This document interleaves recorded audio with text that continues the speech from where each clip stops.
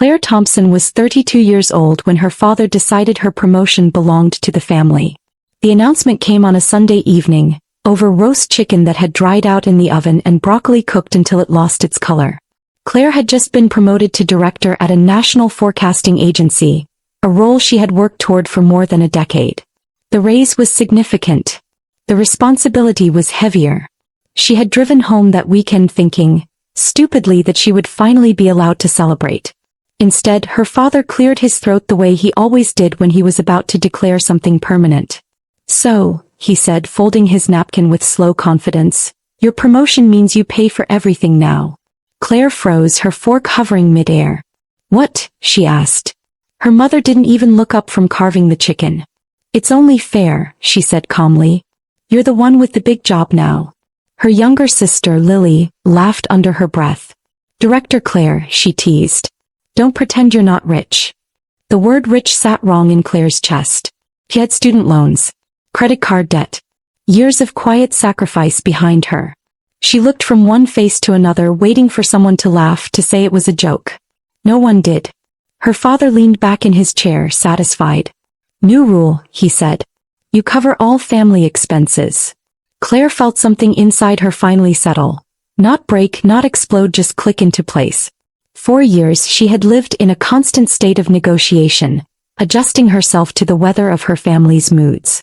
She had paid bills without being asked, covered emergencies that never seemed to end, told herself it was temporary, that once things stabilized the pressure would ease. Now they were no longer pretending. "What exactly does all expenses mean?" Claire asked carefully.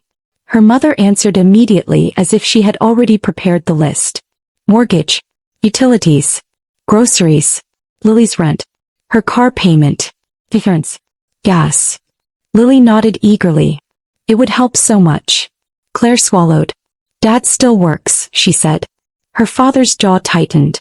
"My back is bad. Your mother's exhausted. Lily is still figuring things out. And I'm not." Claire asked quietly. Her mother sighed dramatically. "We raised you. We sacrificed. Now it's your turn to step up properly."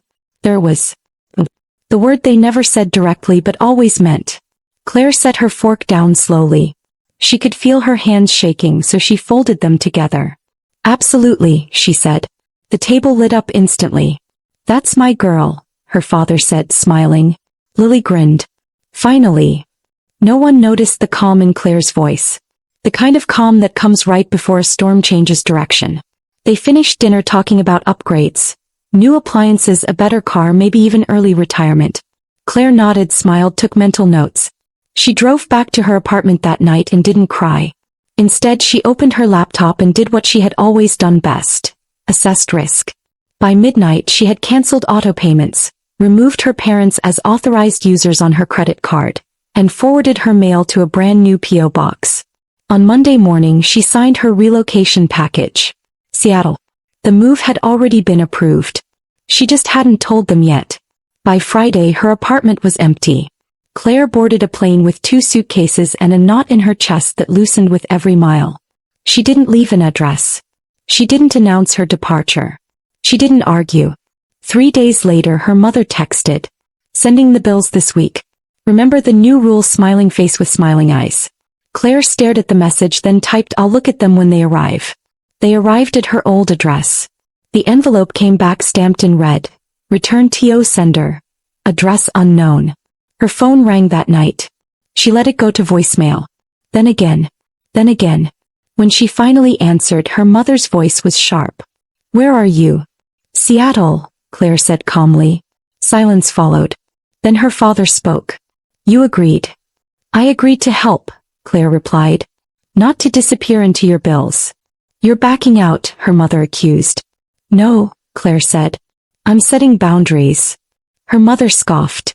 "You don't set boundaries with family." "I do now." Her father's voice rose. "We counted on you. You decided that without me," Claire said. Lily cut in, panicked. "My rent is due." "You're 30, Claire replied. "You can handle it." "You're selfish," her mother snapped. Claire exhaled slowly. "No. I'm done being used." The call ended badly. Accusations. Threats. Guilt. When Claire hung up, her hands shook, but her chest felt lighter. The aftermath was quiet, not dramatic. Her parents sold their truck.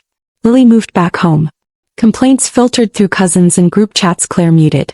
Meanwhile, Claire went to work. Learned her new team. Found an apartment with windows that looked out over the water. Started therapy. You were parentified, her therapist said gently. Claire laughed through tears. Her money went to rent, food, healing. Not rescue. Not control. Months later, Lily texted. I got a second job. It's hard. Claire replied, I believe you can do this. For the first time, that belief wasn't a burden. It was a choice. Claire used to think closure required apologies. Instead, it came as space. The rain in Seattle didn't feel like punishment. It felt like permission. She learned that love without limits becomes entitlement, and generosity without choice becomes a cage. Her promotion didn't fund her family anymore. It funded her peace. And for the first time in her life, that felt like enough. Claire had always been the reliable one. Long before the promotion, long before Seattle, she had been the solution her family reached for whenever something broke. A bill. A bad decision. Growing up in a small Midwestern town, responsibility had settled on her shoulders early, quietly, the way fog rolls in before anyone notices. While other kids worried about weekend plans, Claire worried about money. Her parents talked constantly about how tight things were, how exhausting life had become. College isn't really for people like us, her father used to say. Her mother agreed.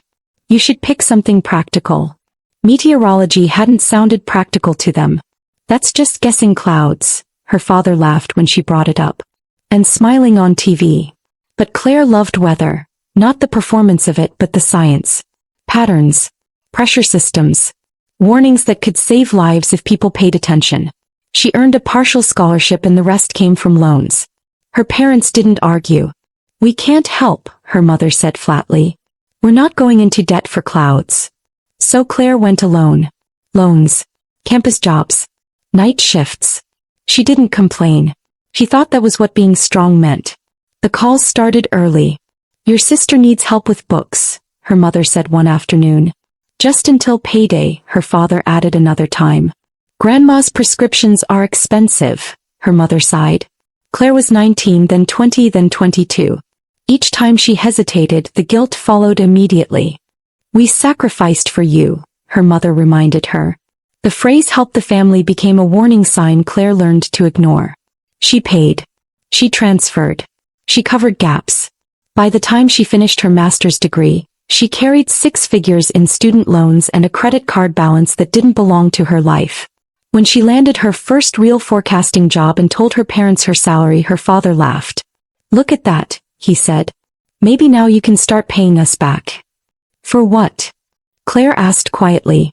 For raising you, he replied as if it were obvious. The requests didn't slow.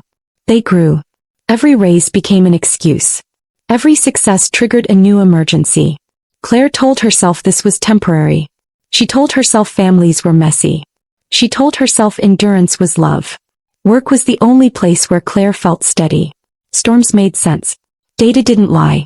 She rose through the ranks not because she was flashy, but because she was calm when others panicked. You don't scare easy, her supervisor once told her after a brutal tornado watch. Storms don't scare me, Claire replied. People do. Years later, when the director position opened in Seattle, Claire didn't expect to be chosen. When her boss slid the offer letter across the desk, her hands trembled. $240,000 base, he said. Relocation included. Claire stared at the number. Thought about debt. About freedom. About rain. I want it, she said. She told her family that weekend, hoping, against experience, that this time might be different. Instead she got Sunday dinner and the new rule. You finally made it, her father had said proudly. Then without missing a beat, so you'll take care of us now. That was the moment Claire realized the truth. The promotion wasn't a celebration to them. It was a resource. And she was the delivery system. After the move, the silence was louder than the fights. Claire expected to feel guilty all the time. Instead, guilt came in waves and passed. She started noticing small things. Sleeping through the night. Checking her phone without dread. Buying groceries without calculating who might need money next. Her parents tried everything. Guilt texts. Angry voicemails. Holiday cards stuffed with bills. Claire returned them unopened. Not with cruelty, just clarity. Her therapist helped her name what had happened. They trained you to equate love with obligation, she said. Claire nodded slowly. And obedience. Yes, the therapist replied. And now you've stepped out of the system. That scared Claire more than storms ever had. But it also grounded her. She wasn't abandoning her family.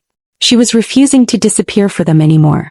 One evening, months later, Claire stood by her apartment window watching rain streak down the glass. Seattle hummed quietly below. Her phone buzzed. Lily's name. I got another job, Lily texted. I hate it. Claire smiled faintly. That's how it starts, she replied. But I believe in you. For the first time she meant it without resentment. Without rescue. Claire finally understood something weather had taught her all along.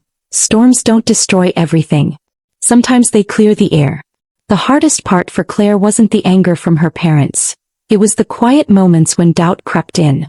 Late at night after work, when the rain softened into a steady whisper against her windows, she would wonder if she had been too harsh. She replayed old memories. Her mother packing lunches, her father teaching her how to ride a bike. Maybe I should have explained it better, Claire muttered to herself once. But then she remembered the dinner table. The certainty in her father's voice. The way her mother listed expenses like an invoice. The way Lily had smiled with relief, not concern. Claire wasn't misremembering. She had finally stopped rewriting reality to protect everyone else's feelings. Back home, the family narrative changed quickly. According to her parents, Claire had been influenced. She's changed since that city job, her mother told relatives. Her father was harsher. Money got to her head. Claire heard this secondhand through a cousin who still checked in. They're telling people you abandoned them, the cousin said carefully over the phone.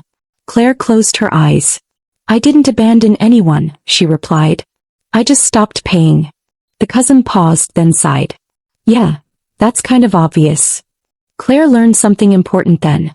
People who benefit from your silence will always be upset when you finally speak. Lily struggled the most.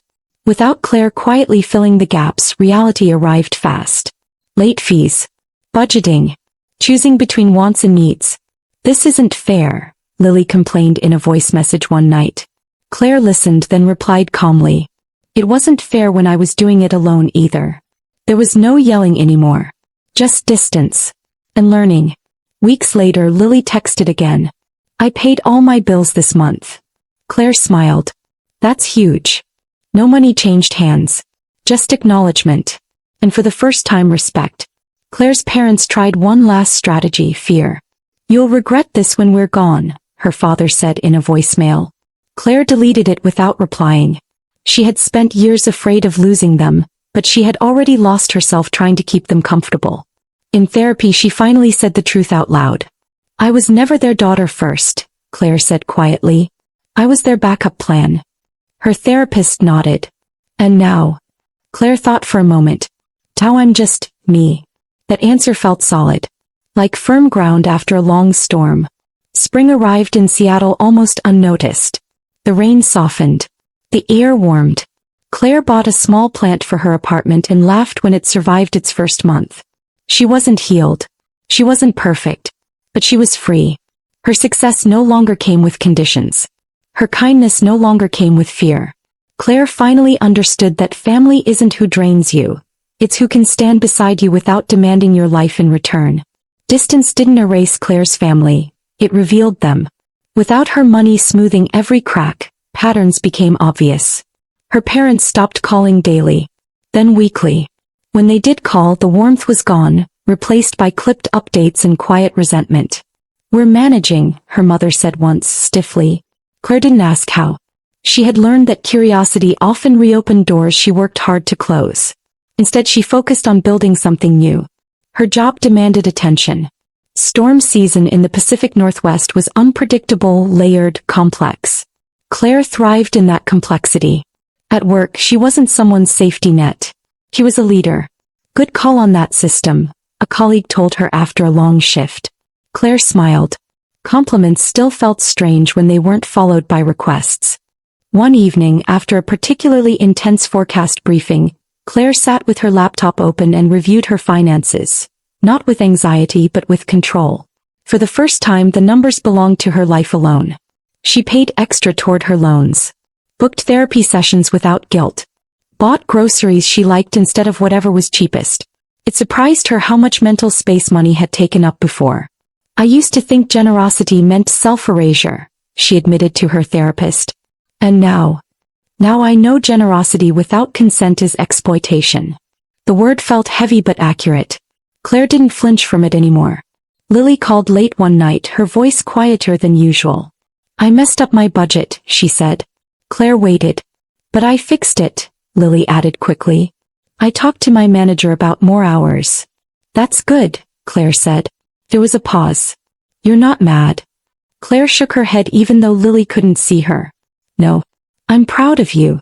The line went silent, then Lily laughed softly. I never heard that much growing up. Me neither, Claire said. For the first time the conversation didn't revolve around money. It ended with mutual exhaustion and something close to respect. Her parents, however, stayed frozen in their version of the story.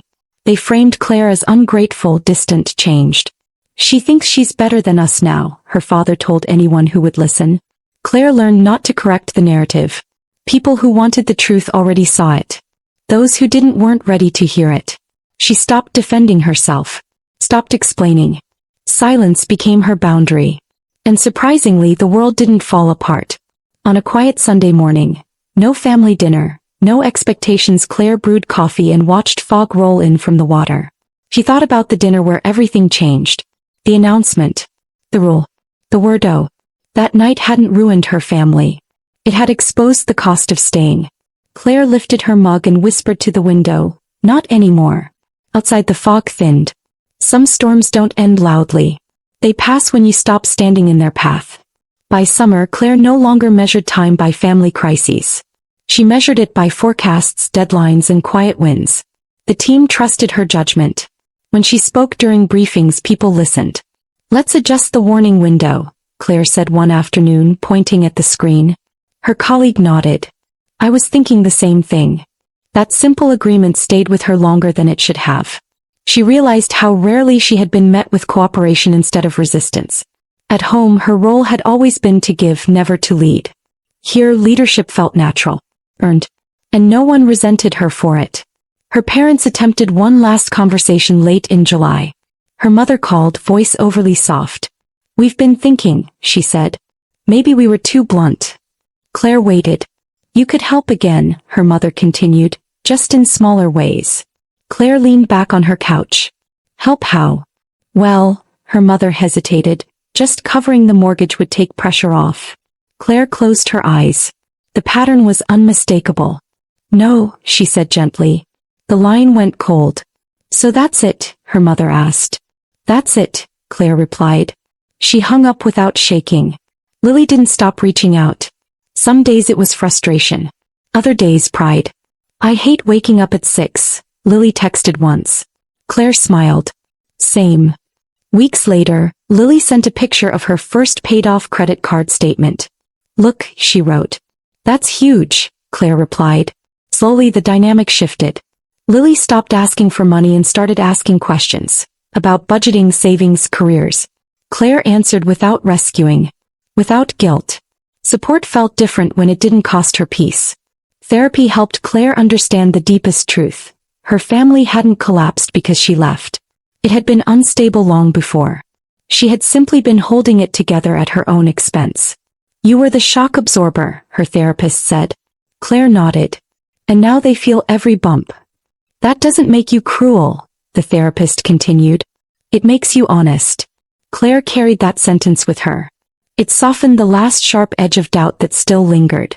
On the anniversary of her move, Claire stood on a hill overlooking the city, watching clouds drift slowly across the sky.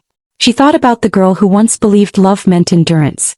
About the woman who now knew better. Her success no longer came with guilt attached. Her kindness no longer came with fear. Claire finally understood that when people upgrade your effort into entitlement, the only safe response is distance. And distance, she learned, can be an act of love. For yourself. Claire didn't cut her family off completely. She simply stopped reaching first. That small change revealed everything. Weeks passed without messages. Then months. When her phone finally rang, it wasn't an emergency. It was silence stretched thin by pride. Her mother spoke carefully. "Your father's hours were reduced." "I'm sorry to hear that," Claire replied. No request followed. No apology either. The call ended quickly. Claire sat still afterward, surprised by the absence of guilt. She had learned that concern did not require sacrifice. Sympathy did not require surrender.